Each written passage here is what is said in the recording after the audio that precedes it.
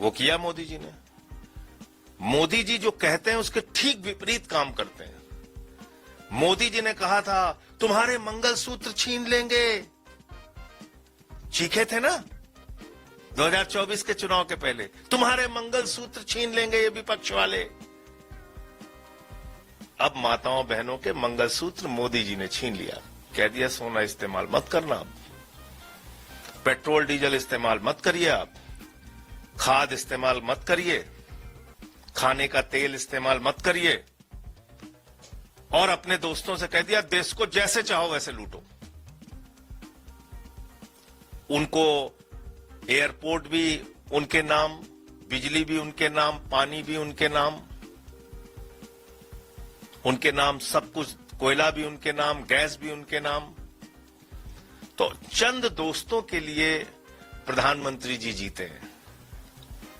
मोदी जी कह रहे हैं अभी मत खरीदो सोना, हमारा दोनों हमारे दोस्त जो हैं वो नीरव मोदी, मेहुल चोकसी जब वापस आ जाएंगे तब खरीदना, अभी 1 साल मत खरीदो। देखिए प्रोटेस्ट कर रहे हैं वो, लेकिन ये भी समझना होगा कि भाई आप ऐसे प्रोटेस्ट करते रहिए और फिर चुनाव में लाइन में लग के अगर आप इनको वोट देते रहेंगे, ताकत देते रहेंगे, तो किसका फायदा है उसमें।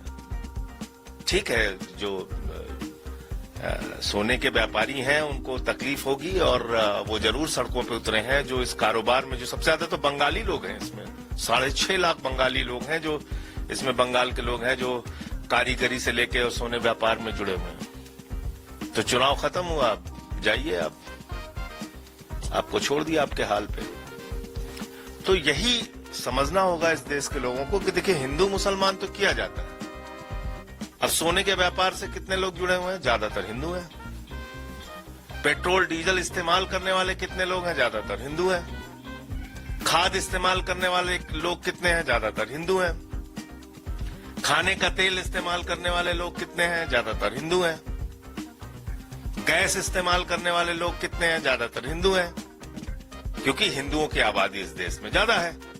तो चुनाव के समय में हिंदू मुसलमान करो, सबका वोट ले लो, चुनाव के बाद बोलो महंगाई देशभक्ति है, पेट्रोल डीजल इस्तेमाल मत करना देशभक्ति है, सोना ना खरीदना देशभक्ति है, वरना तुम देशद्रोही हो।